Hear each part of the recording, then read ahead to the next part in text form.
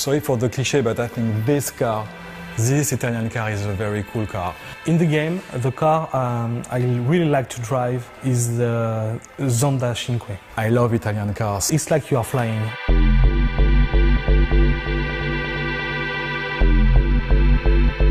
One of the decisions we had to take when we started Test Drive Unlimited 2, it was do we keep the old racing engine or do we develop a new one?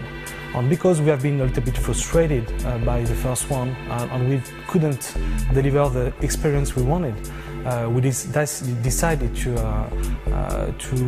rework and to recraft from scratch. For this game, it was quite important how we balanced the handling out. So it's always been about this kind of balance between arcade and simulation handling. And we'd kind of reworked the whole handling to kind of achieve the aim of upgrading this for the new game.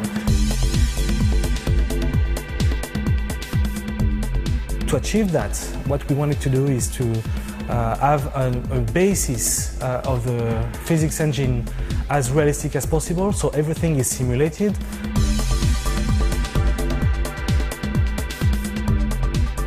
With this new handling, you can drive a classical car, you can drive small power cars and very high-end cars like those ones.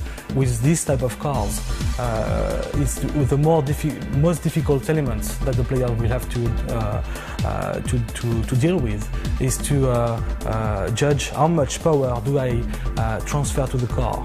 And this is something we add assistances for the player to be more comfortable with.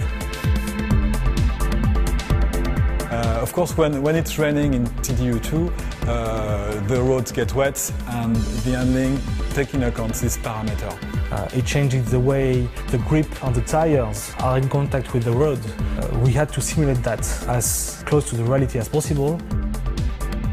So it's take very large variety of different cars, different handling, different kind of surface that you go on, and weathers. What we have now, it's 90 plus cars.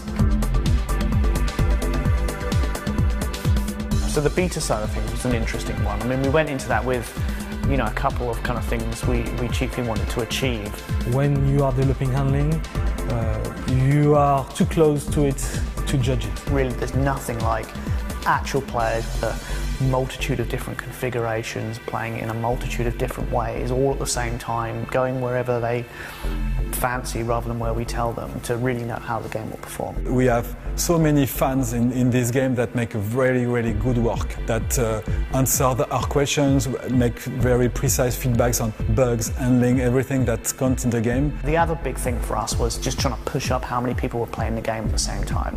Look what happened in the real world, because there's only so many people you can get internally playing it, even with a nice large test group. It's nothing compared to a real world play environment, so it helped us kind of emulate that. And the good things about Test Drive is that it's a game that we will stay with the community together and continue developing. You know, we've put our heart and souls into this game for the last few years, and we've been working with many of the fans out there to try and get it exactly right and on the nail, and we're all very excited that it's going to be coming out soon. What we are sure is every player will find his car.